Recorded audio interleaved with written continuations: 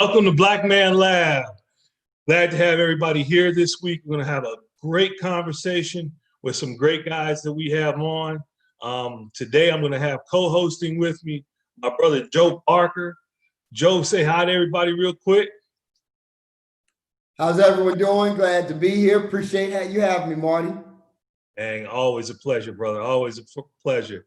Real quick, we always want to let everybody know what Black Man Lab is about, and give some background on how we got here today and what makes Black Man Lab Black Man Lab. Years ago, Brother Powell Davis and about 3 or 4 other brothers got together to have some poignant discussions with their sons, because a lot of times we know as fathers, our sons don't necessarily listen to us, but they will listen to somebody else. So that's where it started. And then we grew and grew and grew to the point that when we were live, we were having up to 250 people together, brothers together, to share experiences and share both professional information as well as personal development information on a weekly basis. At this time, every week at the Andrew and Walter Young YMCA here in Atlanta.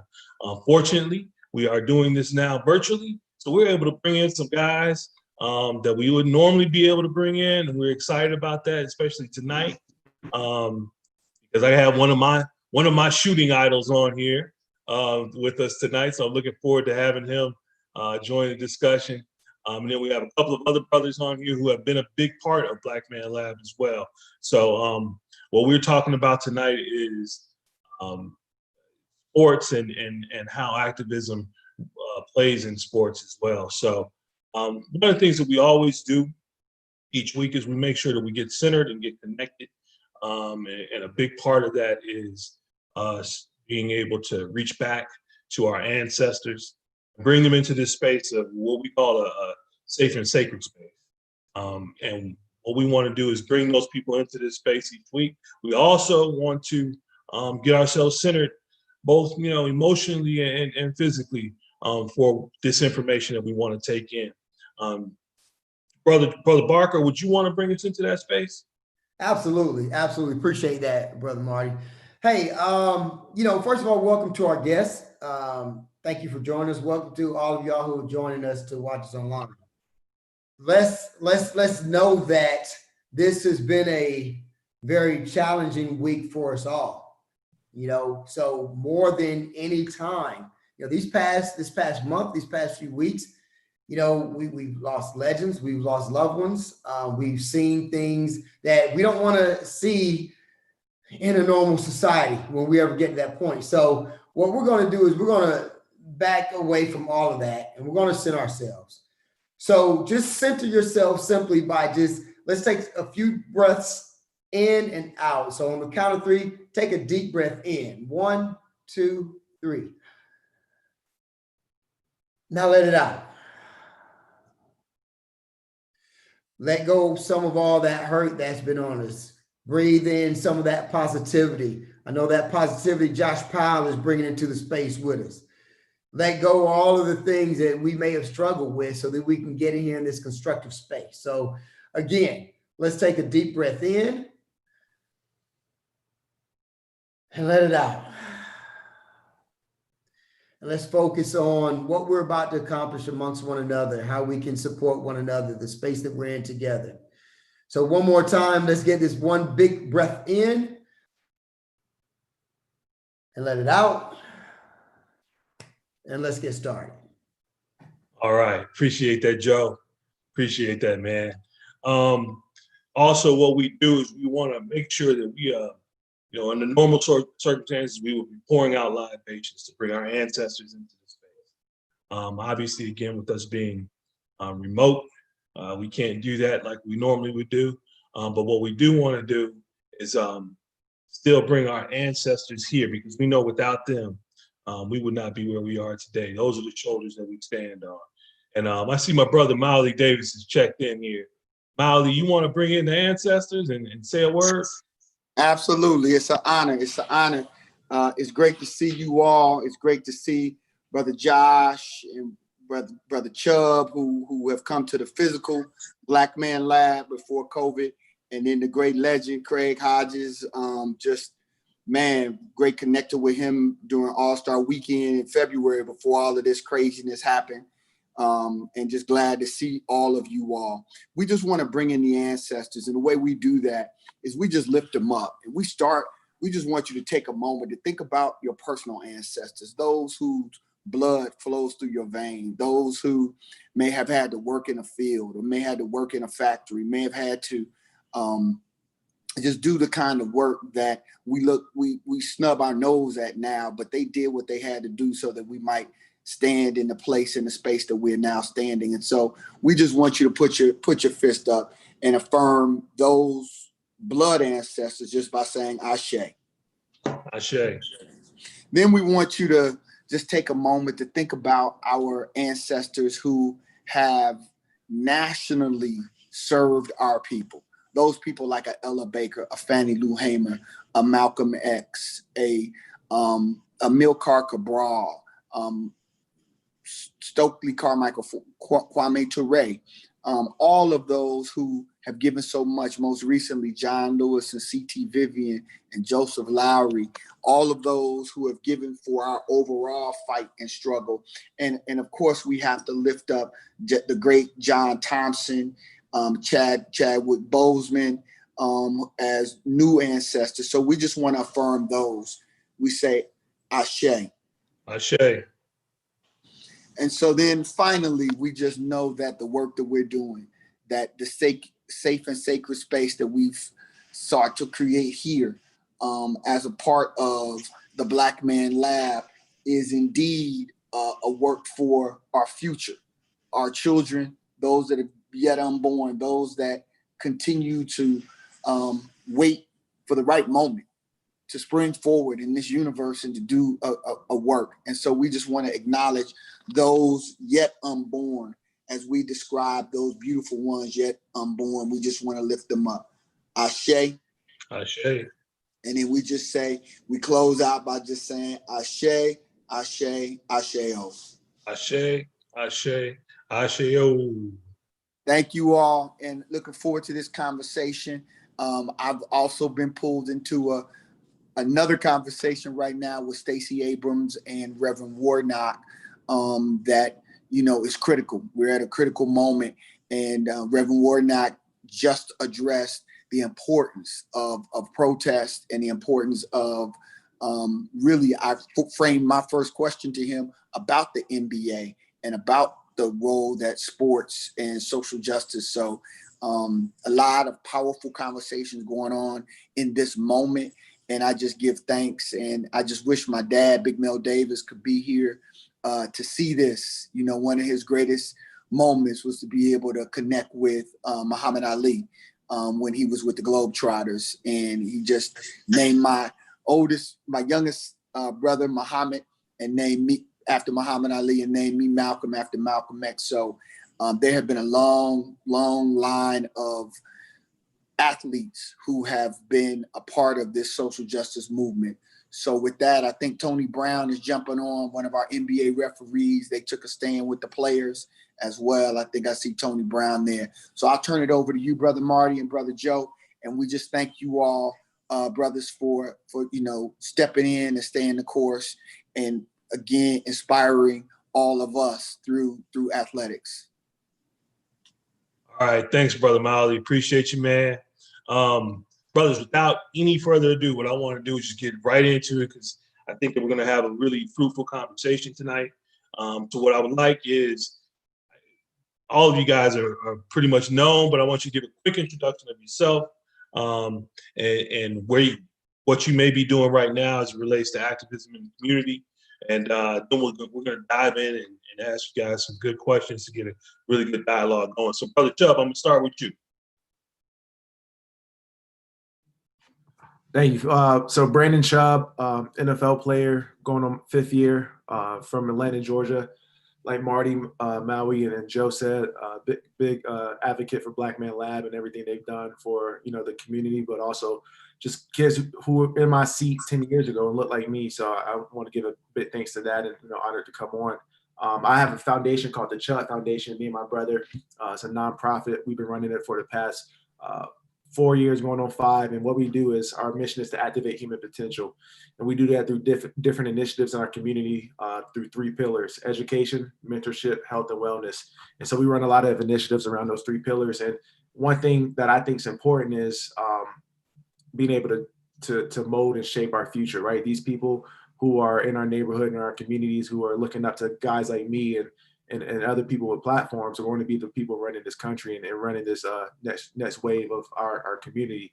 So being able to mold those people and give them the best resources, shape them in the best way, and kind of just lead them in the best direction. You know, everybody's choice is up to themselves, but if we could give them the tools and the resources and at least give them the right guidance, we think we can make a difference and slowly but surely just, you know, reshape and continue to empower our community. So thank you for having me. Appreciate you, Brother Chubb. Josh, Brother Josh, if you could jump on. Yes, sir. I appreciate always good to see everyone. Thank you for the opportunity again to be a part of a wonderful and amazing thing. I am a retired athlete, a father, and just a man of God, just here to serve. You know, that's my purpose. So just look forward to getting to the conversation. Thanks again, Brother Powell. Appreciate you. My buddy Anthony. What's up, Ant Brown, NBA ref? What's up there, Ant? How you doing, man? You're on mute, Ant. I can do that. Hey, how you doing, man? Hey. Man, good to see you. I'm glad I could actually be a part of the call finally. I've been trying to connect with you guys. I'm actually coming to you live from the bubble down here in Orlando. And, you know, man, it's been, you know, this is my 18th year in the NBA as a referee. Played ball in college and, you know, didn't get an opportunity to be fortunate enough to make it to the NBA, but being able to listen and be guided by right people, I was still able to fulfill my dream, and that was be a part of the NBA. One of the things that I've done with, I was able to help initiate to get the referees to do is game days. When we go into cities, we go into some of the underprivileged schools and we go and read to the 5th graders. And the reading is mainly an opportunity to open them up to endless possibilities, to know that the only way you can do better and change society is by educating yourself. And, you know, through reading, you just open up endless possibilities. And, you know, for me, my plight is to help see more people that look like me doing this job, you know, doing what I do, because, you know, we all, you know, when we get involved in athletics in early age, the goal is to make it to the top. Well, there's other ways to make it to the top without necessarily, you know, playing in the NBA as Josh did, or, you know, playing in the NFL as Brother Chubb did. There's other opportunities, and we got to find a way to think outside of the box, and that's what has got me to where I am. But I'm really honored to be here with you guys and listen to everyone. And whatever questions, please feel free to ask me whatever. And I look forward to engaging with you all. Absolutely, brother. Thanks again, Tone. Finally got you on, man. It's been a while, man. Absolutely. We finally got you. In 18 years, man. Dude, I remember when you started. That's crazy. Yeah, starting 19 crazy. Next year, man. Yep. Crazy. All right, man. We're glad to have you on. One of my shooting idols of all time is I'm a Chicago guy. So grew up in Chicago, and I didn't have much talent to do anything other than do shooting. That was it. So and be as far away from people as possible. So one of my idols was to be a shooter like Craig Hodges. So I am really honored to have you on, Craig. So if you could give a quick intro of yourself and what you're doing these days. You're on mute. You're on mute, Brother Craig. There you go. We good now? Yep, we hear you.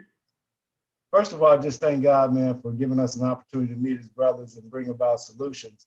And over the last year or so, been promoting my book and now turning my book into a documentary and movie, as well as just training young brothers and sisters on how to play the game properly. And likewise, like Tony just said, is mentoring young brothers and sisters in other facets of the game, whether it be coaching, teaching, training, timekeepers, scorekeepers, referees. So we're working on those type of programs here in Chicago. Awesome, man. Well, honored to have you on and honored to have you as part of Black Man Lab. Brother Joe, you want to start off with the first question for the group? Sure, man. I'll start it off. Now, this is, I'm not going to give y'all no softballs, man, because this group here is a very powerful group, man. And the young brothers and the families that are watching and tuning in, man, they're hanging on your words. You guys are larger than life in a whole lot of ways, man. First question I want to ask, jumping right into it, is, and I want to start with Chubb, but I want everybody to answer this. This is very important. Chubb, I want to start with you because you played football at Hill Grove High School. I preface this question in this way. My son, I had 3 sons that played at Hill Grove High School after you. After you moved on, you were actually, I think, your first year in the NFL by the time they were in high school playing ball. But they knew you. They knew of your name. They knew of your character. We knew of the integrity of as a person you had on the field. Like, we knew the stand you took then, even before you started your foundation. So my question is, how important is it to have created a legacy of integrity, of character, of social justice as a player from the beginning in order to provide credibility and a platform for what you're doing now? That's a great question, and appreciate your sons for thinking of me like that. But I think it's entirely important to create a legacy in what you do throughout your life. So when you get to a point that you have a platform to create change and create different momentums in the community, that it gives you credibility and makes everything easier, right? So like you said, your sons knew what I was about, and kind of without ever meeting me or ever playing on the same team as me, just because they followed in my legacy. But at the same time, that makes my words stick even more, right? It's kind of like I practice what I preach, and it's not something that is for the cameras. It's not something that's for the Instagram or for the articles. And that means a lot to these kids, right? Because I lead by example, and then they go out and they do good deeds, and then people follow their lead as well. So it's a trickle down effect that can make just how the corona is tracing. You talk to one person with corona and it spreads like that. The same is with the credibility, right? Is I do a good deed and that follows, and somebody copies that example, and then it just spreads and becomes one big movement. So it means a lot, and that's an important thing that my parents harped on, is just your integrity and what you do carry you for the rest of your life, and your name. So being able to utilize that and kind of bring that momentum into a platform, I think is vital. Thank you, Brandon. I know we got some people signing in and out. We're going to get some traffic. Tony, man, I want to hear your thoughts on that, man. Like, how did you create that legacy so that people could rock with you when you got to a certain point, because you stood for something and they knew that? Yeah, first off, I think it really starts with you caring more about other people than you do yourself. And for that to happen, building a legacy is something that's ongoing. In order to reach more people, it only starts with one. And, like Chubb said, you have to allow yourself to not be selfish and want more than what you have to offer, because a lot of people, we'll get so consumed with the grind of what we're doing that sometimes we forget that, people are still looking at how you respond and how you handle situations. Because one thing for sure, it's, when the lights are on, everyone has a persona, or everyone is okay when things are going good, but how are you when things are going bad? And, how do you influence people where things are going bad every day? And that was the one thing about reaching out to some of the lesser privileged people and these kids. When you go into those schools, it breaks your heart, because you see them in a place that you could have easily been if not for having some guidance from your parents and having them teach you right, wrong. And it allowed me to want to use my voice and say, you know what? On the surface, I'm nothing more than a referee. But to the people who don't have or experience what I have, it's iconic, because they want to know, what can I do? How can I get that opportunity? And basically, it starts with someone I'm no role model, but I want to be a guider, and I want to be, hope and light for somebody to say, hey man, what can I do? I'm always open to share, to try to help. So I think it's just you caring more about people than you do yourself. Amen, brother. Amen. Amen. I appreciate that. Yeah. Brother Hodges, I wanted to get your thoughts on that. I mean, you created such an amazing legacy. Like, how do you look back at the steps that you took to create this platform and have such credibility? What was most important to you creating that legacy?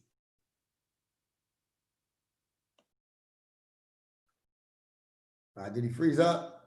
Uh-oh. Yeah. Brother Hodges, you there? I think he froze up. Okay. We're going to come back. I know he's been having a little technical difficulties, but Josh, let's move on and just let you chime in right quick, man. I've seen a lot of what you've been doing. I met you when you started being in some of that space here in Atlanta. Granted, you've probably done a lot of it before, but what was that like before for you? How did you create a consistent platform of looking out for others and creating that, legacy?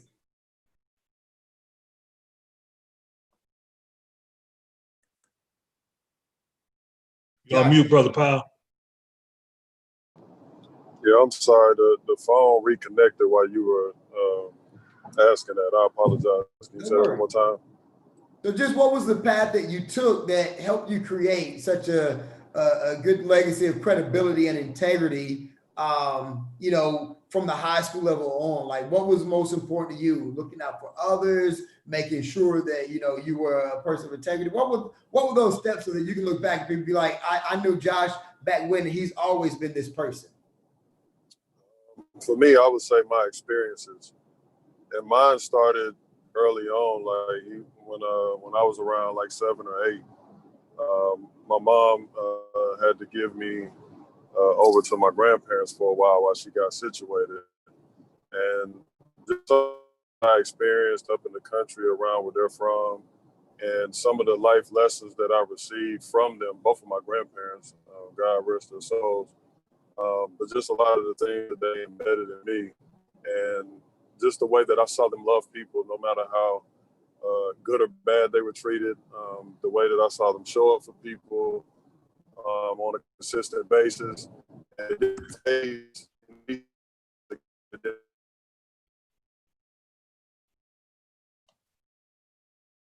Brother Powell, your phone was say, and I'd ask her, like, Grandma, like, why are they talking?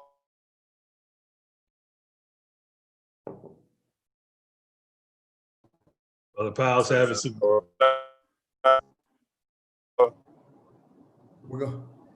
Josh, you're in and out a little bit, man, but we heard the good majority of it, brother. Did you want to add anything? Yeah, I was just finishing up by just saying that, the things that my grandmother, some of the things they both would say, but my grandmother would just always say how God loves people and just being here to serve, and no matter what, being the best version of themselves, you know what I mean, and standing up for the things that you believe in, and those are the things I carry with me. Appreciate that, brother. Appreciate that, bro. Brother Craig, are you there? I think he's still having technical difficulties. All right, we'll come back to him when he comes back in. Brother, so one of the things that we need to discuss today is what's going on today. Tone, you've been experienced, obviously you're in the bubble and with all the unrest that's been going on. Can you hear me? There's Yeah. Brother Craig. Oh, there's Brother Craig. Craig, can you hear us? We lost him again. Well, but with all the unrest, Can you hear me? yeah, we can hear you. Okay. We'll come to you in 1 second. But with all the unrest that's been going on, what have you seen as relates to the NBA, and what do you think is the effect of that? How can professional sports be effective in dealing with a lot of the different challenges that are going on in our country right now as it relates to being just? Yeah. Hey, Mari, thanks, man. Going through this ordeal has gave me, for one thing, a greater respect for some of the people that I work with and I see on a regular basis, and mainly for having the courage to stand up and sacrifice their comfort to make a statement and make a stand about social injustice. Because one thing it did for me is that it just reminded me that, you know, we all have a platform, you know, and that's from all walks of life. We all have a platform. And I don't care where you come from, everyone deserves, you know, an equal opportunity to be who they want to be and treat it without prejudice. And I think for some people who it doesn't really affect, for them to take a stance, because one thing I know for sure, it doesn't affect you until it affects you. And once it does, then you realize that you're nothing more than a black man. Right. So with everything that we've been fortunate enough to acquire in a lifetime, you know, for people to step back and say, hey, wait a minute, this could be me.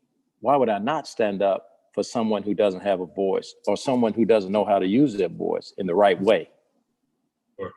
So, you know, being able to witness that gave me a greater respect for the young men that are here working, and the quote unquote superstars, you know, in their respective fields. But it just gave me a greater respect to know that, you know what, we can all be doing more, you know, regardless of where you are in life, what you're doing, you know, whether or not you're a sanitation worker, you can still be an influence on someone's life. But you got to be able to, for one, know your history and know what you're standing up for, you know. So yeah, so that's what I've experienced from being down here. That's awesome and good.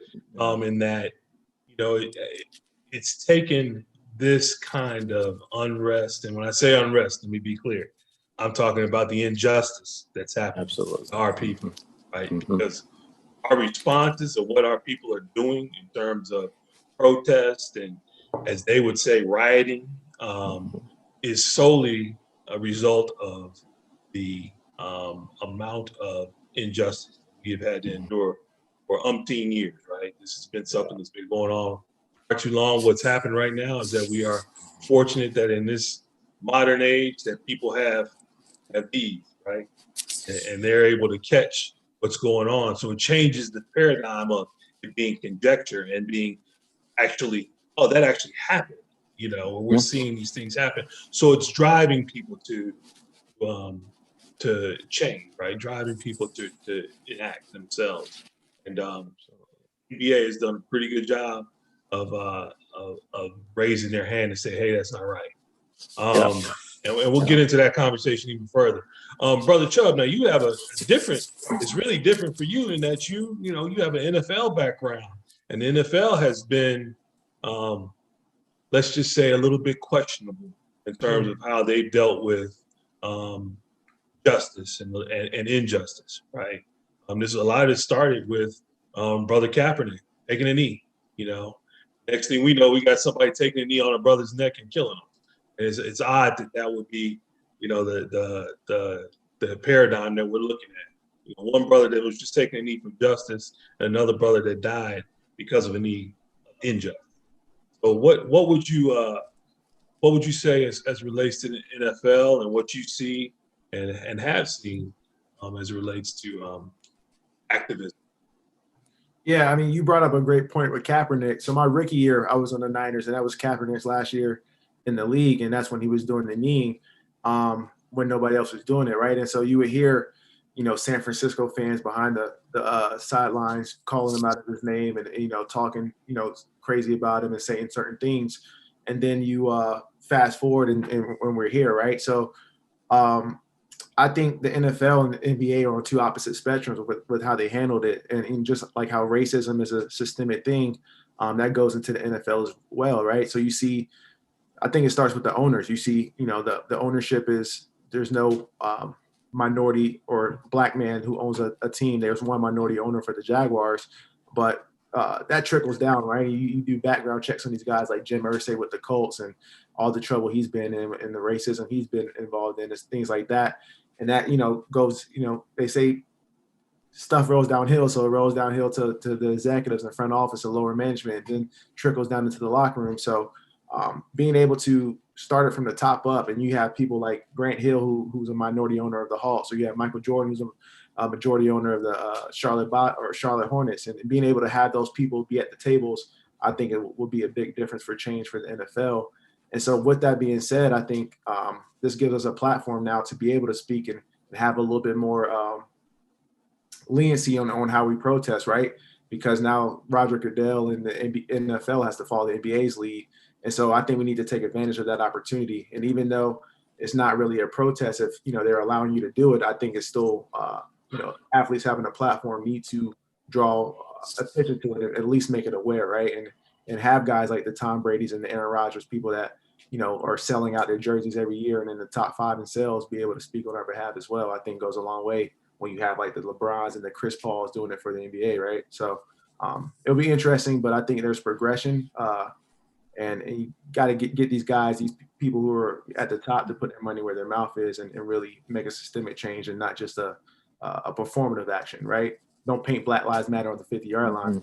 That's not changing anything, right? So, right, yeah, right.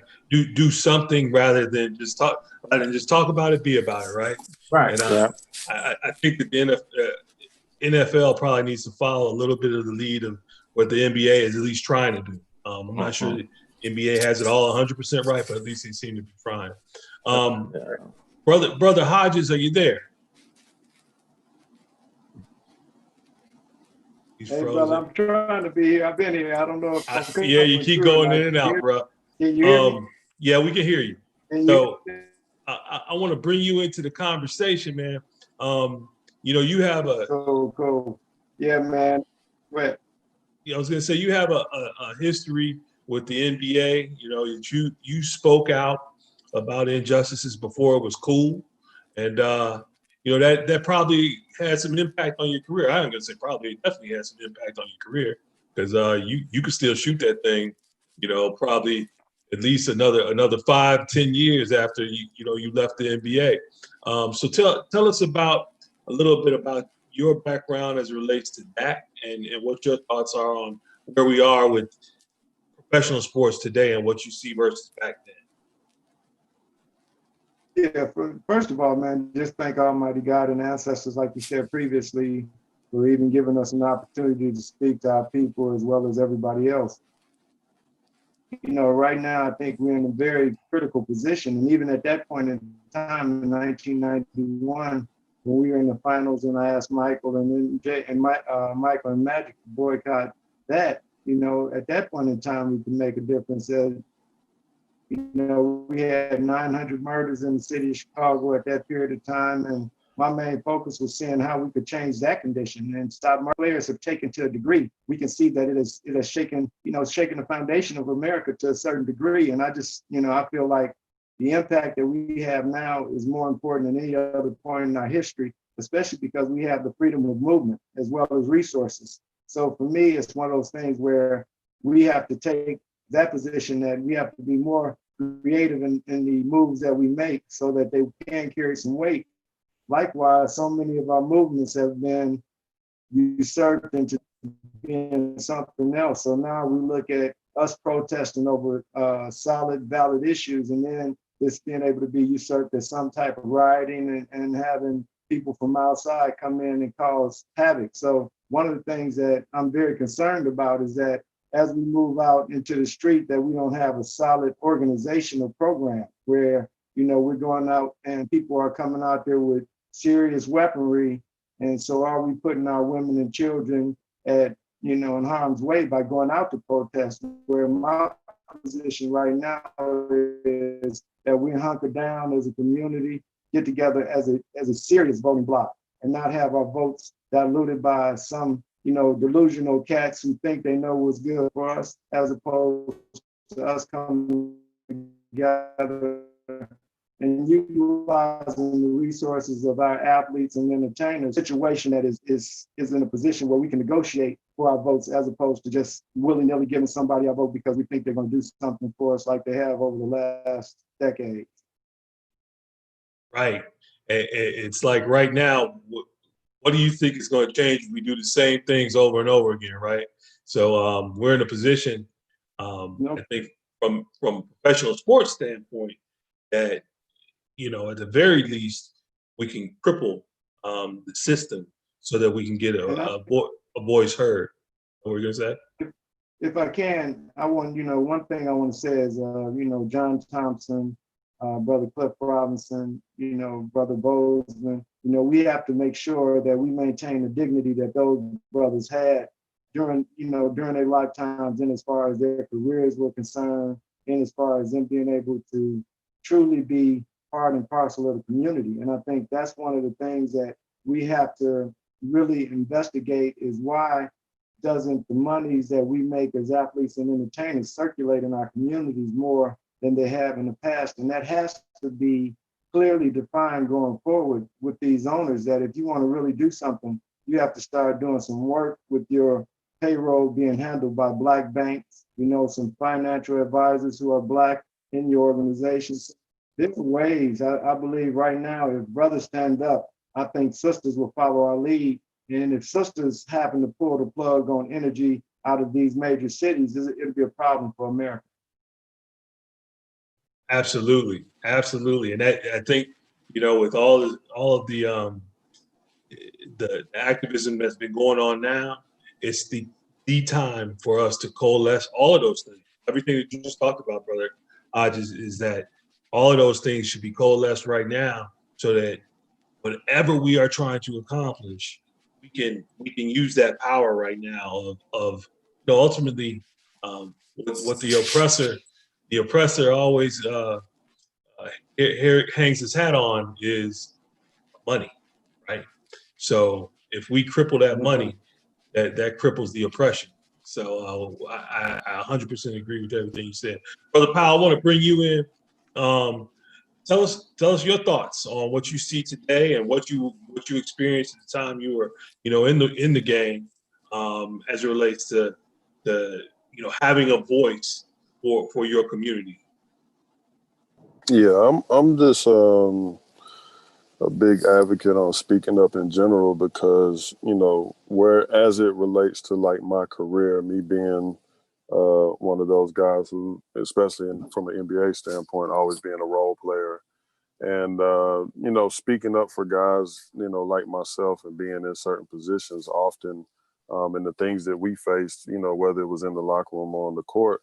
And that same thing goes for off the court, and understanding that each one of us do matter, no different than anybody else. And that once we step out of our professions, that when we go home and when we're in our communities, that we are no different than anyone else. And that's why, I think it's extremely important to have a voice, share your voice, and make sure that you are heard in some way, shape, or form. And again, even now with what's going on, expressing to people that you can be heard in different ways. You don't have to just protest, right? You can share a post, you can have a conversation, you can bring people together that normally wouldn't be together in certain times. So I think all of that is very important in how we create change and move forward, as well as being stand-up individuals and showing what we do, not just talking, but showing what we do each and every day in the community. Absolutely, absolutely. One of the things that we always talk about here on Black Man Lab is building leaders, right?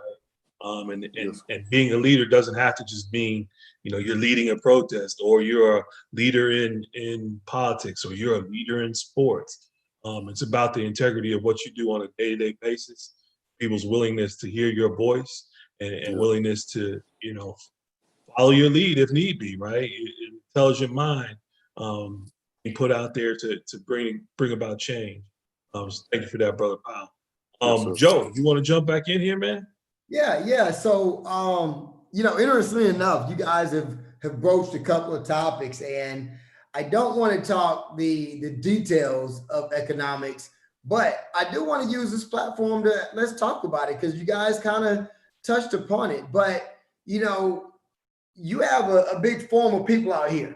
All right. And I'm going to speak for the people right now. And they're saying, hey, you guys, you have this platform. You have all this money, man. Y'all should be doing this, okay? But what I want to hear is I want to hear y'all's side of it. What are the economics of standing up? You know, I look at Muhammad Ali, who was taken out in the prime of his career, still came back and got championship multiple times.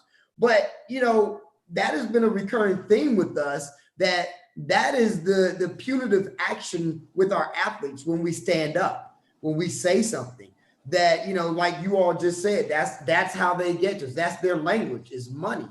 So, I mean, let's start with you, Chubb, because you were there with Kaepernick. What are, you know, how difficult is it to make that stand when you know that there's economics that are on the line, that you might be punished, you might be let go, et cetera? What's that look like? Right. I think Tony said it the best with one of his first answers is you gotta realize it's bigger than yourself, right? So that's what Cap did. He realized this is way bigger than just Kaepernick. And obviously you saw the financial ramifications for him. He's a quarterback, just was a runner-up in the Super Bowl after 1 year of starting, and probably left $50 to $75 million of contract. You know, so you got to think of those ramifications. And you take a player like me, who's a role player, and you know, I've never made $1 million of salary in a given year, right? So that sacrifice can't stretch as long for me as it can for other players, and you have to weigh those out. You know, some guys are coming from areas where they're the breadwinner for their cousins, their brothers, sisters, and their parents, right? And taking care of that and those financial burdens that are on them. So, and that's no excuse, right? Like I said, it has to be bigger than yourself, but that's just for people out there knowing that's what it goes through, especially for football players. Your first 4 years, you're making, you know, 500, 600, 800, you know, maybe $1 million on your fourth year. And that's if you make it that far. So a lot of that goes into play with the economics of things. So, just for people who don't know, and you take 50% off for taxes and fees and all that other stuff. So you got to think about that as well. Now, Chubb, that's the exact transparency I wanted, man, honestly, because a lot of, you know, Sunday armchair quarterbacks saying, well, hey, you know, Chubb should be doing this, Chubb should be doing that. Chubb, you've used your own money to get this foundation going and keep up and running. And it's like the stand that you all take can be in different ways. And I just wanted our listeners to hear that is like Tony said earlier, like you said, man, that comes at a cost. That comes at a cost. Tony, did you want to weigh in on that? Because I know you're dealing with that right now with what's going on in the NBA. Yeah, it's you know, the one thing that that did occur, it put the institutional. Well, the institutions put themselves in their own box because they start trying to provide what they thought we needed to hear about, oh, we want to go out, you know, these Black communities want to, like, ho. This is no longer my burden to teach you Black history. This is not my burden to you know, educate you on what should be American history. I said, so no, I will not provide you a Black list. I said, what you will do is go out and you know, get some culture, do the research. And if you want to populate a list of the cities we work in, of the Black businesses, of the, you know, the Black history spots, the food spots, I said, I might overlook them to, you know, for that, but it's no longer my burden. I'm not going to teach you. And, you know, there's a lot of friction going on right now with the people I work with because, you know, it was one I respect because he made a statement. He said, well, you know, I didn't know when Kaepernick didn't kneel. I thought he didn't like Black people. I mean, he didn't like white people. And I said, that's your reality. I said, so if we kneel for the national anthem, if you don't kneel, you represent that you don't like Black people? Oh no, you know, the flag, the military, you know, I have family that's police officers. And I said, that's not what I asked you. I said, what makes you think that I'm willing to stand up for you if you don't want to stand up for me? I said, and this is not so much about me, it's for the people who don't have a voice and what they see And the one thing that helps with everything, like Chubb said, is having a unified front. People who don't have the greater visibility don't have the impact like those people. The ones that have the greater visibility, they have more of an impact for people to follow, because some of them love being out front. For me, I prefer working behind the curtain. You know, some people like to be out front. Well, if you're going to be out front, you need a unified front, because when you go up that hill, if you look back and no one's with you, you're baseless, you're powerless, and you don't have much of an impact on making change. So one thing that they're trying to do over here is they're trying to go out and form, you know, like a Black library to do this, to see where the businesses are, to do this. But the only thing that's going to make that go is that the players have to keep their foot on them. They can't let up, because they were going to shut this bitch down over here. And they were not playing. They were not playing. They were going to shut it down. And although the NBA was at the forefront, I want to be out front, we're going to do this, we're going to do that, they said, no, we need more. We need to see it. It's one thing to talk action, and there's one thing to take action. So, you know, it's going to take us staying unified to say, hey, you're not doing what you projected and what you proposed, and I got to give you more ideas to make you do more. And it's just going to take us wanting to do more.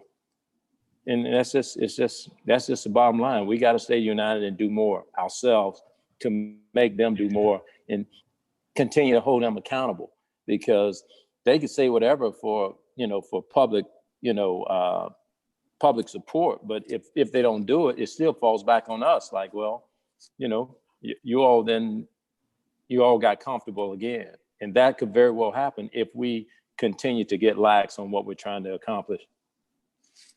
Absolutely. And it's interesting that in this time that we're experiencing, how often, and Tony, you touched on this a little bit, but how often do we have that from white folks, that they say, oh, I didn't know, or tell me about the racism piece, no, that's your burden to bear. That's right.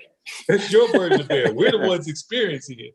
You need to do your research, and you need to learn, right, as to why institutional racism and white supremacy is the underlying problem of all that we are in America. And I'll say that, stand on that all day long. That is the one thing in this country that is the underlying evil that keeps us from being as great as this country could possibly be. Hey, I'm sorry. Hey, Marty, yeah. Hey, fellas, I got to jump off because I got a work meeting, but I'm glad I was able to at least get on and finally make a call, and I'm going to do my best to make your next one. But it's been a pleasure talking with everyone, man, and I look forward to us being able to chop it up, in the future and share ideas, man, because it takes a village, and only y'all one funny little quick note. So, we decided to walk in unity to show our support for some of the social injustice things that are going on. And, we're walking and one of the white guys had I think they just slipped up. They weren't thinking because, of course you got to make them comfortable because that's when they say stupid shit. So, we're walking in all black and he said, God, this black is sure does make it hot out here. And I told him, I said, yeah, try wearing this all your life.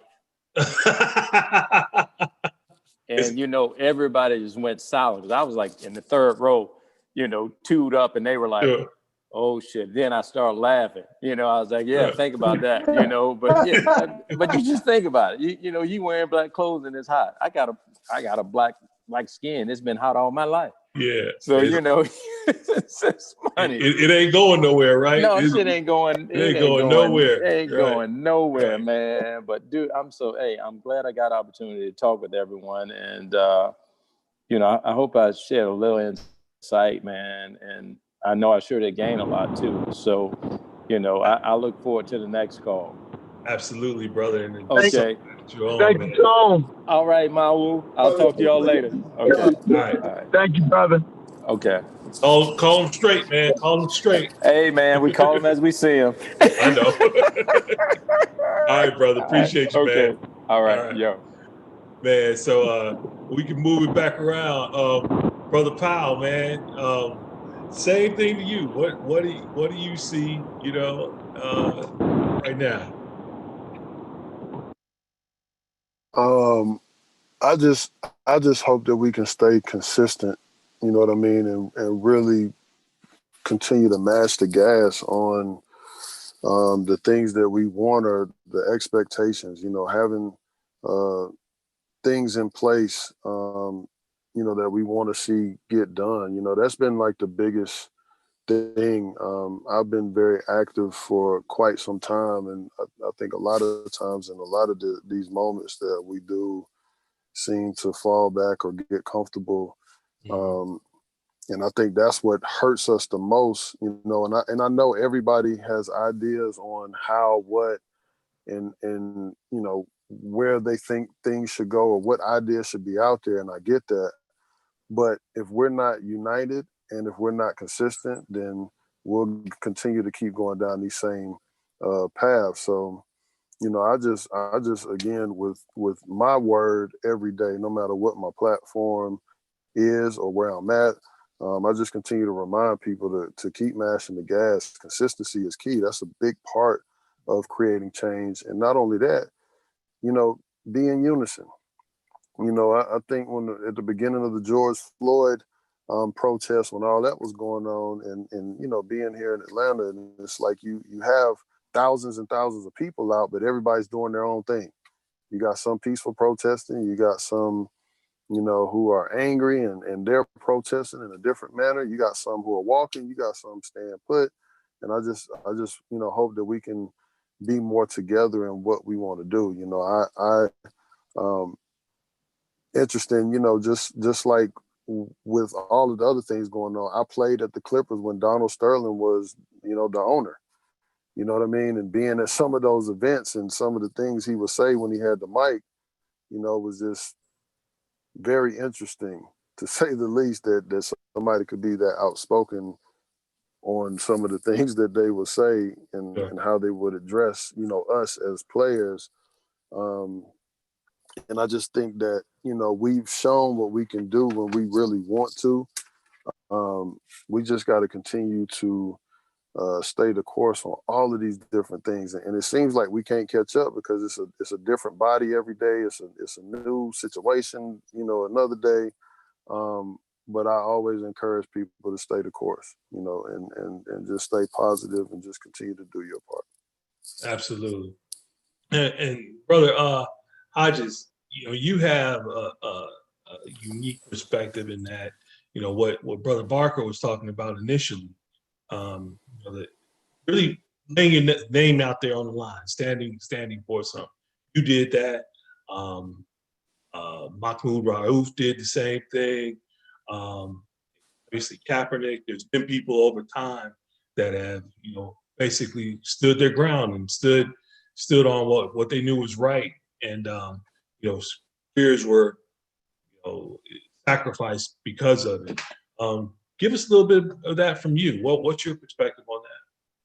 Well, once again, I think we take the line of the great Stokely Carmichael and Kwame Ture, who taught us organization, and that we have to organize. And I think that's what Josh is speaking of. I'm a baby of the movement. And during the 60s, when we protested, it was always organized. It was always, we practiced marching before we went and did the march. So it's a different energy, where now it's almost our emotions are making us react in a certain kind of way, depending on where we are in the strata of our society. Whether, like you say, the brothers at the top have a position, the brothers at the bottom have a position.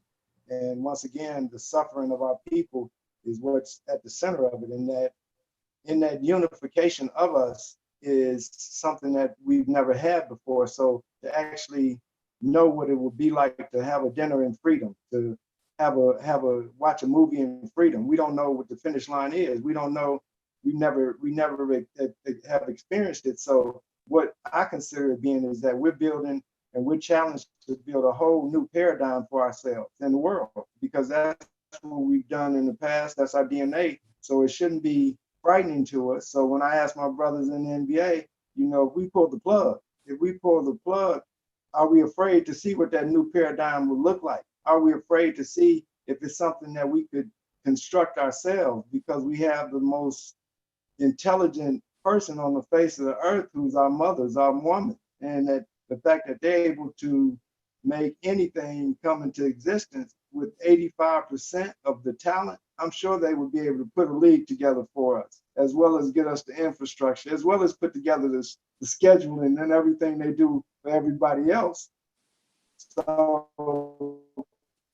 for me, it's right there in front of us. I feel like, brothers, in every victory, we're on the cusp of a victory, of a redemption of a people. That's why it's so agitating. That's why it's so confusing. That's why it's so chaotic, is because the deliverance of a people is being seen live and in color. Our great poet, Gil Scott-Heron, said it wouldn't be televised, but he was vibrating on that talent, on that time when it was ABC, NBC, CBS. He wasn't vibrating on this social media.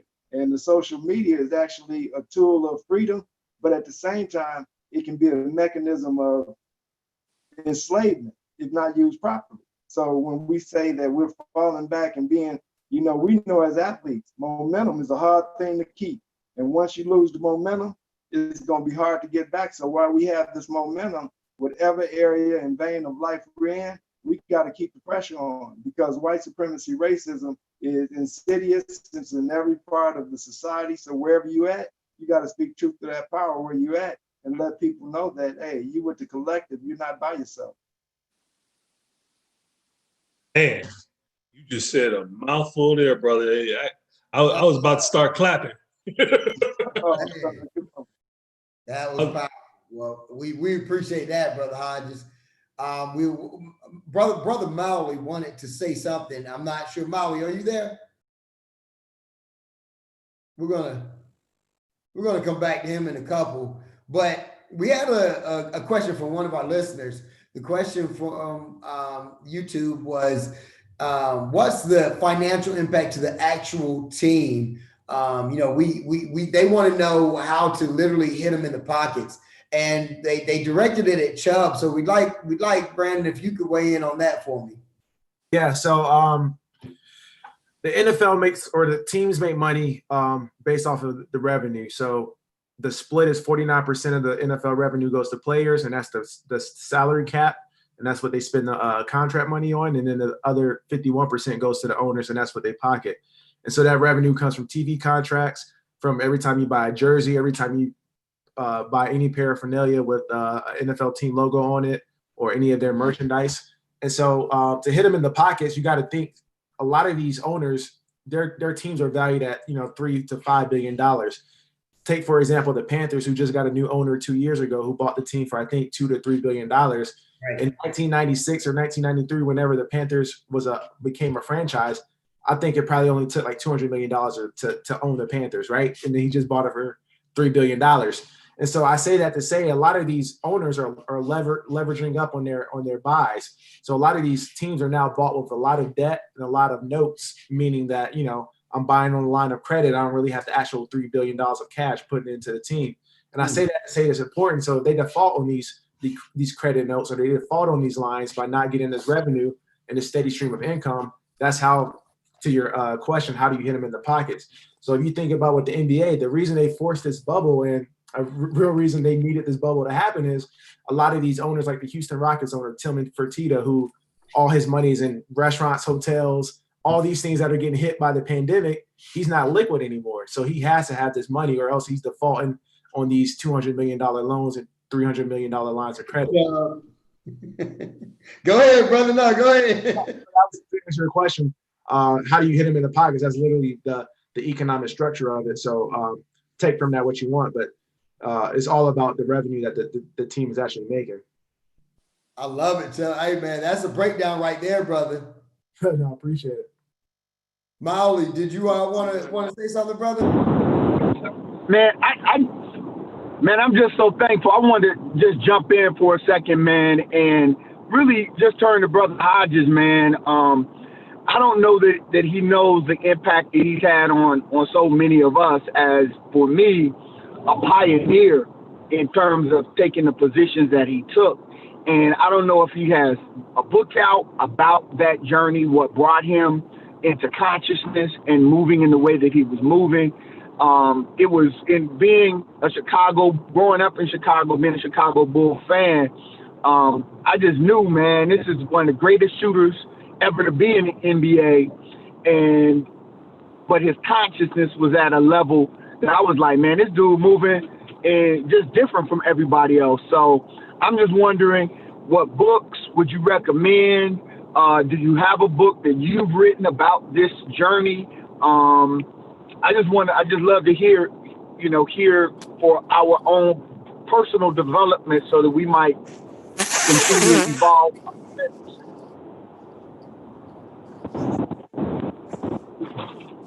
Brother Hyde? Brother, my book I have a book out. It's called, can you hear me?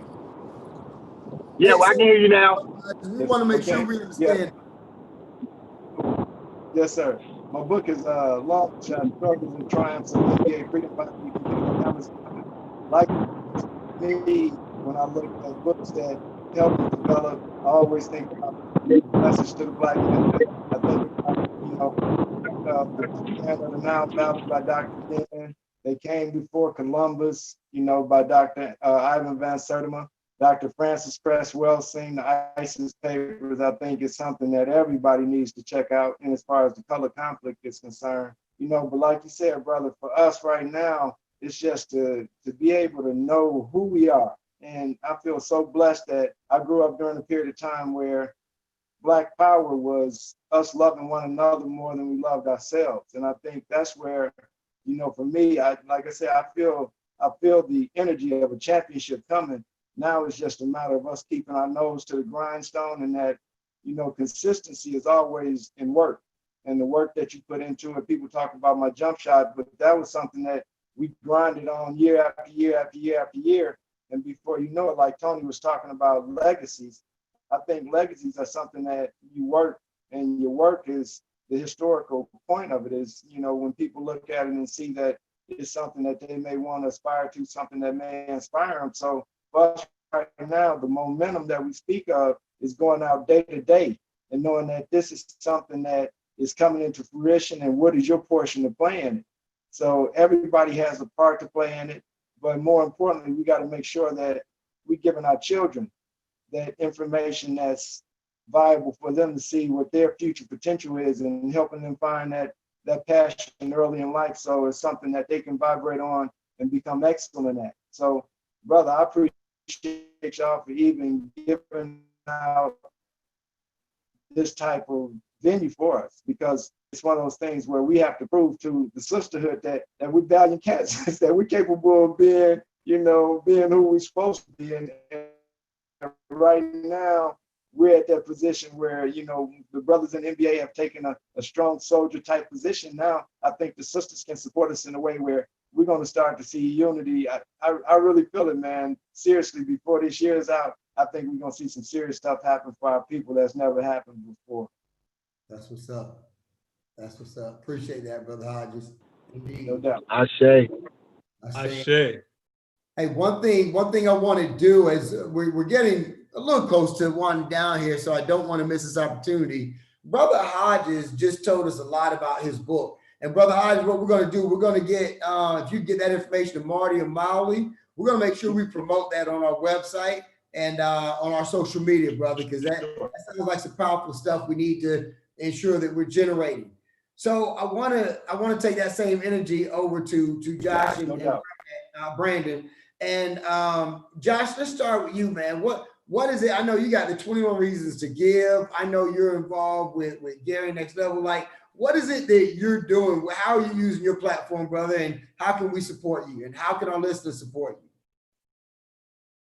I think the biggest thing for me is just showing up for people and showing love. I don't make it about me at all. And I think a lot of times when you, step out into your communities or anything that you're doing, just showing people that you genuinely care letting them know that you're genuine, where you're coming from, and that it's not just a one-time thing, because I do know that during these times, there have been many people that have stepped out once, maybe twice, and then that's it. But just showing on a consistent basis by actions like, hey, I'm here, I'm here to serve in any way that you need for me to serve.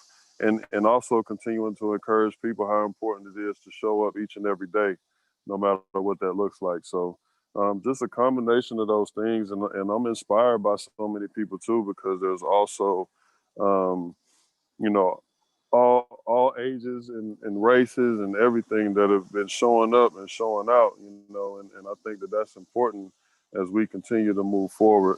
And brother Hodges, salute. I was with Craig for a couple of years, and me and him had an amazing connection. So I do want to take the time, brother, to tell you, man, I love you, man. You're a very big inspiration to me. All the conversations we had aside from working out, and you know how we rock. So I appreciate you, brother, because I know you wouldn't rock with me like that unless you felt I was on the same vibe. So yes, sir. Good to see you, brother. Appreciate you that, too. Thank you, brother. Thank you.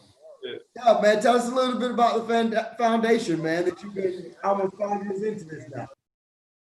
Right. So like I told earlier, we have a foundation that works on education, mentorship, and health and wellness. And I think those are 3 systemic pillars, right? I think a lot of things that we can change is our community is based off of the system that we raise our children and raise our youth in, and how we cultivate them. Because like I said, they're going to be in our seats in 5, 10, 15 years from now. They're going to be making these decisions and really leading the next generation. So being able to, get kids educated and give them a choice. Everybody has a choice whether they want to do right or wrong, but at least giving them the resources to be their best and to reach the next level of education or career employment and other things, but also being a mentor for them, being a father figure, being a big brother, being a idol, a role model, whatever it may be.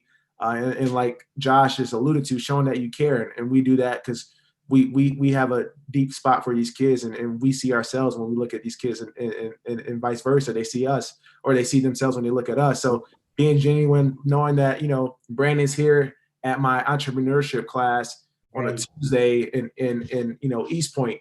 He could be doing anything in the world. That shows a kid. That means a lot, And so we do a lot of that stuff. And the way people can help us and support us is by going to our website, chubbfoundation.com/donate.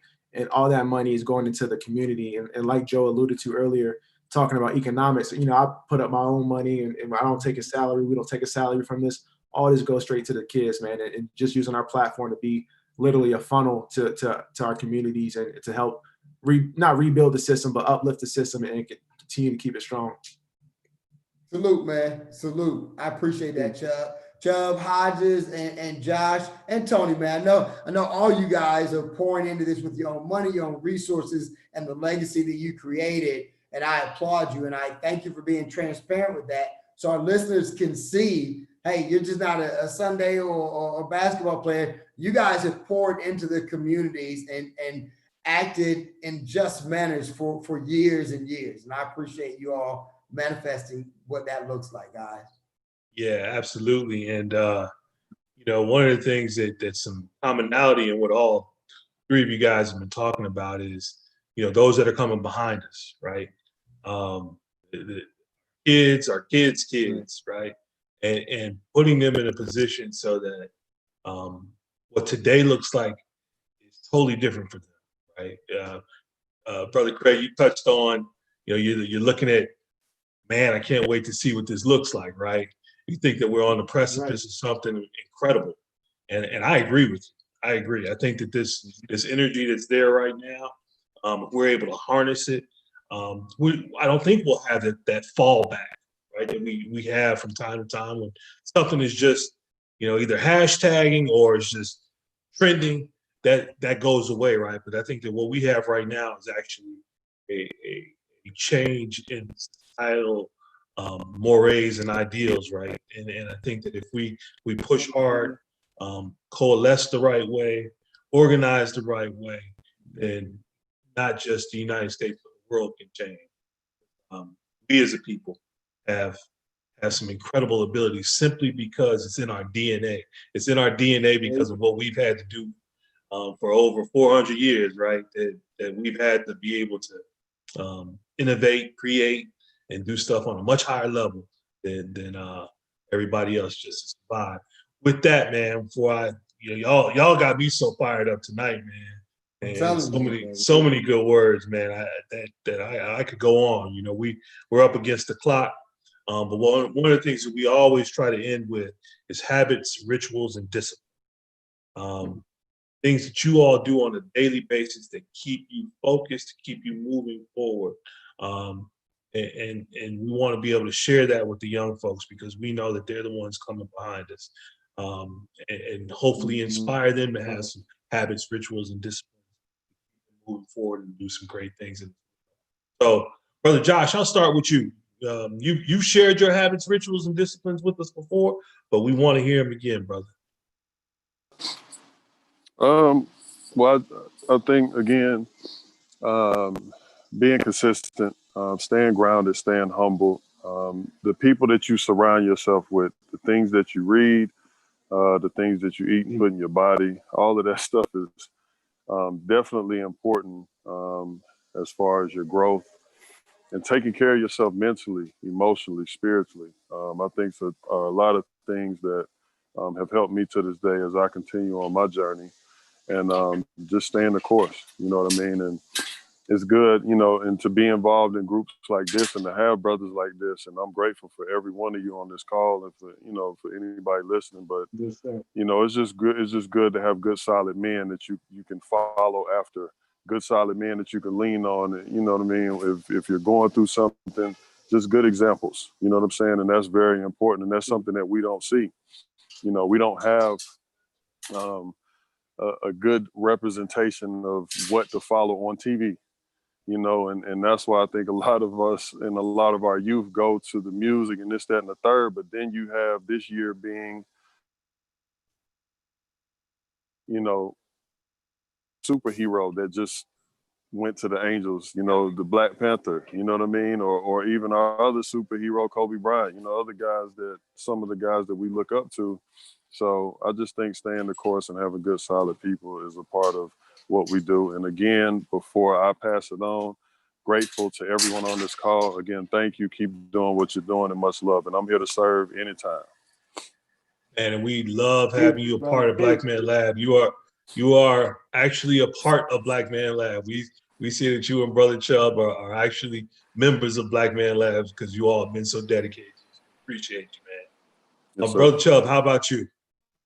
Habits, rituals, and discipline. Yeah, so habits, I would say a habit I have, and I try to make sure I do it every day in some type of form, is be a blessing to somebody.